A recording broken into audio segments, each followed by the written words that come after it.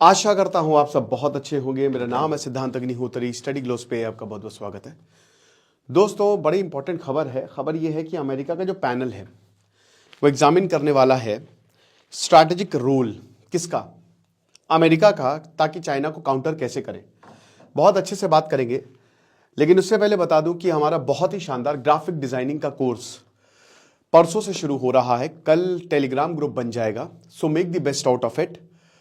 और certification course है ये। अगर आप जॉब चाहते हैं तो आराम से आपको जॉब भी मिलेगी, तो इस कोर्स को अवेल कर सकते हैं। फ्री ई बुक भी हम इसमें आपको देंगे। तो अमेरिका का जो पैनल है वो एग्जामिन करेगा, क्या करेगा कि कैसे चाइना को काउंटर किया जाए। और चाइना को काउंटर करने के लिए एक ईस्टर्न फ्रंट खोलना जरूरी है। और देखिए, चाइना बहुत परेशान है इधर साउथ ईस्ट एशिया में, मतलब ईस्टर्न फ्रंट वहां पे खुला हुआ है। और अगर उसका वेस्टर्न फ्रंट खुल गया, जब जब वेस्टर्न फ्रंट खुला है, एक तरीके से जब जब अमेरिका ने भारत की मदद की है, चाइना ने हमला किया है। दलाई लामा को सक्सेसफुली धर्मशाला तक पहुंचाया किसने? CIA ने। चाइना ने हमला कर दिया। हाल ही में जब भारत अमेरिका के बहुत करीब चला गया, लेमुआ साइन किया, कॉमकासा साइन किया, तब चाइना ने प्रॉब्लम की, डोकलाम में प्रॉब्लम की, उसके बाद पंगोंग त्सो में प्रॉब्लम की। ठीक है ना, यह हर जगह हुआ। तो कई जगह हम ये देखते हैं कि चाइना ने जब भी भारत अमेरिका के करीब गया है, चाइना ने दिक्कतें पैदा की हैं। इसका रीजन ये है कि भाई देखो, चाइना ने ना स्ट्रैटेजिक इंफ्रास्ट्रक्चर बना लिए हैं हर जगह बॉर्डर के आसपास। और भारत ने बनाई नहीं आज तक। भारत ने ध्यान ही नहीं दिया। क्यों? क्योंकि हम चाइना को अपसेट नहीं करना चाहते हैं। तो 2013-14 में, 12-13 में ये बोला अमेरिका ने कि सुनो, भारत को बोला कि इधर बैठो बैठो बेटा, ये देखो क्या है, मैप दिख रहा है तुमको, क्या है ये? क्या है ये? बोला कि देखो सब जगह इंफ्रास्ट्रक्चर बन गए हैं, चाइना ने रोड बना ली है, रेलवे लाइंस बना ली है, तुमने क्या किया है? बोला हमने कुछ नहीं किया। बोला क्यों? अपसेट नहीं करना चाहते हैं। तो अपसेट नहीं करना चाहते हैं, लेकिन चाइना ऐसा अपसेट करेगा तुमको कि बैंड बच जाएगी। फिर उसके बाद भारत ने अपनी रणनीति बदली और नॉर्थ ईस्ट का बहुत विकास हुआ। बहुत सारे एयरपोर्ट्स मिले, नए नए पासेस बनाए गए, रोड्स बनाई गई, डैम्स पे काम हुआ। चाइना अपसेट हुआ। चाइना को मिर्ची लगी तो मैं क्या करूं। और अमेरिका के साथ भारत जो है उसने बहुत सारी पार्टनरशिप की, सैटेलाइट इमेजेस दे दी, उसके बाद स्ट्रैटेजिक एंगेजमेंट्स किए, जिसकी वजह से चाइना ने भारत पर प्रॉब्लम क्रिएट की। ठीक है, बड़ी दिक्कत हुई। उसके बाद इंडिया, अभी देखिए जब से टैरिफ लगाए हैं डोनाल्ड ट्रंप ने, और बहुत ज्यादा टैरिफ लगाए हैं, तो इंडिया चाइना के साथ गया। अब अगेन, जैसे ही इंडिया चाइना के साथ गया, मतलब जैसे ही इंडिया अमेरिका से रिश्ते खराब हुए, चाइना ने फिर बोला कि आ जाओ, हम गले, आप लग जा गले कि फिर कभी रात हो ना हो। तो चाइना ने गले लगाया भारत को। चाइना ने बहुत सारा बिजनेस दे दिया। चाइना ने बोला अरे चलो कोई नहीं, कैलाश मानसरोवर खोल दे रहे, डायरेक्ट फ्लाइट। जब जब भारत अमेरिका से दूर जाएगा ना, चाइना पास आएगा। और जब क्योंकि चाइना को पता है हर देश यहां पे ना 2-3 फ्रंट वॉर पे है। क्योंकि चाइना को पता है कि भाई देखो, ईस्टर्न फ्रंट ऑलरेडी अमेरिका ने वो घेर रखा है, ताइवान को लेकर, इंडोनेशिया को लेकर, फिलीपींस की बात करें, या फिर नॉर्थ साउथ कोरिया की बात करें। और इधर अगर वेस्टर्न फ्रंट भी खुल गया तो हम गए काम से, क्योंकि भारत एक बहुत तगड़ा देश है, बहुत ताकतवर देश है, तो हमसे हो ना पाएगा। तो इसीलिए फिर से अमेरिका को यह पता है, और क्योंकि भारत फिर से चाइना की तरफ जा रहा है, तो America China economic and security review commission ने अपनी पहली हियरिंग 2026 में की। और अब इसकी अगली हियरिंग जो है वो 17 फरवरी को होगी। तो 17 फरवरी को इनकी अगली मीटिंग होगी। और उसके बाद ये यही देखेंगे, अब ये क्या देखेंगे कि जियोपॉलिटिकल और जो मिलिट्री इश्यूज हैं, भारत के ties with US and China, including border tension with China. China के साथ हमारी बॉर्डर टेंशन बहुत ज्यादा है। तो सबसे पहला तो यही है कि बॉर्डर टेंशन, बॉर्डर्स की ही, ये सब बॉर्डर्स की ही लड़ाई है। चाइना इसको रिकॉग्नाइज नहीं कर रहा, हम कई बार इस पर बात कर चुके हैं।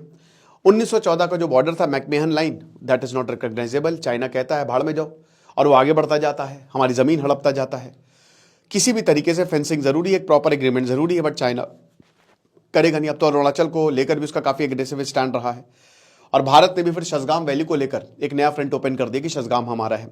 तो चाइना को उसकी औकात दिखाई है। देन उसके बाद मैरीटाइम एक्सेस, देखिए आपको याद क्या होगा, अभी डोनाल्ड ट्रंप ने बोला कि हमको डिएगो गार्सिया चाहिए, जो कि इंडियन ओशन में है। और डिएगो गार्सिया ब्रिटिश के पास है और मॉरिशस की टेरिटरी है, लीज पे ले रखी है, अभी ट्रांसफर कर दिया था। तो बहुत डर के गरिया अमेरिका ने ब्रिटिश को, पागल अलग कब है। और अमेरिका की भी वहां पे बेस है, क्योंकि इंडियन ओशन में चाइना का प्रेजेंस लगातार बढ़ता जा रहा है, ठीक है। और यहां पे जो चाइना है वो अपनी वेसल्स को भेजता है कि नहीं नहीं ये तो सर्वे करने आए हैं, बट एक्चुअल में वो सी बेड की पूरी सी मैपिंग करते हैं, यहां पे स्ट्रैटेजिक लोकेशंस देखते हैं और पूरी निगरानी करते हैं, स्पाइंग करते हैं, आपको पता है। और इसमें श्रीलंका पे कभी डॉक कर देता है वो शिप, कभी पाकिस्तान पे डॉक कर देता है, तो दिक्कत है। उसके बाद इंडियन ओशन में जो कंपटीशन है, and then Indo Pacific security sector.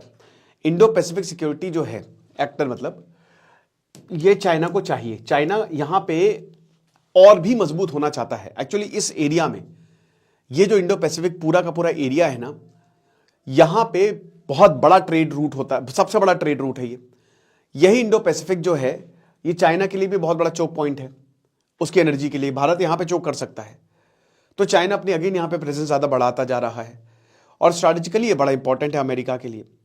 अब जाहिर सी बात है, ये बता रहे हैं कि देखिए चाइना के खिलाफ हमको इसलिए काम करने की जरूरत है, चाइना को काउंटर करने के लिए इसलिए काम करने की जरूरत है क्योंकि चाइना हमारे स्पेस को लेता जा रहा है। और पिछले 7 सालों से प्रधानमंत्री मोदी जी जो हैं, पिछले 7 सालों से काफ़ी हमारे और उनके रिश्ते जो है वो काफ़ी मजबूत हुए हैं। लेकिन अब चाइनीज़ जो कंपनीज हैं वो इंडियन इन्वेस्टमेंट कर रही हैं, यानी कि एक तरीके से भारत के अंदर वो पैसा डाल रही हैं। और क्योंकि वो भारत में पैसा डाल रही हैं तो भाई दिक्कत तो है ही है। चाइना का पैसा भारत में आ रहा है, चाइना का पैसा भारत में आएगा, बिजनेसमैन भारत में आएंगे, यानी कि भारत जाहिर सी बात है चाइना के करीब जाएगा। और देखिए वैसे तो चाइना के साथ हमारा $100 बिलियन का ट्रेड डेफिसिट है और बहुत सारे प्रोडक्ट, लगभग हर एक चीज़ हम चाइना से खरीदते हैं। सरकार जो है गलवान स्टैंड ऑफ के बाद बहुत सारे प्रोक्योरमेंट चैनल्स पे भी काम कर रही है। कमिश्नर ये भी देखेंगे कि जो इकोनॉमिकल और टेक्नोलॉजिकल डायमेंशंस है इंडिया चाइना रिलेशंस, जिसमें ट्रेड और इन्वेस्टमेंट आता है, और एक सेल्फ रिलायंस जो क्रिटिकल और इमर्जिंग सेक्टर्स है जैसे आर्टिफिशियल इंटेलिजेंस, एआई, सेमीकंडक्टर। अभी हम पीछे हैं काफ़ी एआई में, सेमीकंडक्टर्स में, लेकिन धीमे धीमे हम आगे बढ़ रहे हैं। ये बात अलग है कि भारत के सबसे ज़्यादा एआई साइंटिस्ट आपको इंडिया के ही मिलेंगे। सेमीकंडक्टर भी भारत, मतलब सर्विस में तो हम कमाल है ना, ग्लोबल कैपेबिलिटी सेंटर तो है ही है। फार्मास्यूटिकल मैंने बाजी मार ली है तो उसकी सप्लाई चेन को भी देखा जाएगा।